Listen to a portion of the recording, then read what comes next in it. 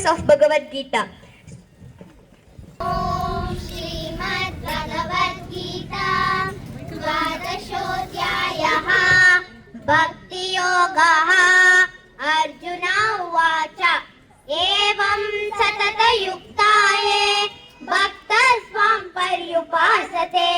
Yetyaksharam Avyaktam Tesham Ke Yoga Vittamah Bhagavan Uvacha Maya Vesha Mano Ema Nityayukta Upasate Shraddhayam Paryupasate Me Yukta Tamamata Yetyaksharam Avyaktam Tesham Ke Yoga Vittamah Sanniyam Mediyagramam Sarvatra Samabuddhaya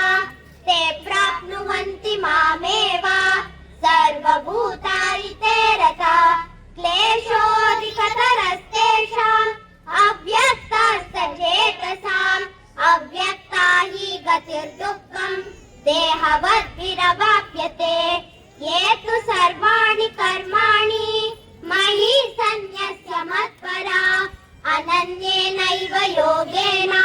Mam vyayanta upasate Teshamaham samuddata Mritya samsara sagarat Bhavani nachirat patra Maya veshita chetasam Mayeva mana adasva Mahi buddhim niveshaya Nivasishyasi mayeva Ata udvam na samshaya Ata chittam samadatun Na saknoshi mahi stiram Abhyasa yogena tato Mami chabdum dhananjaya Abhyasepi asamarthosi Matpara paramo bhava Madarpapi karmani Kuruvan siddhim avapsasi Abhyasepi asamarthosi Matpara paramo bhava Madarpapi karmani Kuruvan siddhim avapsasi Shreyo hi jnanamabhyasa Jnanadvam vishishyate Jnanakarma palatyagam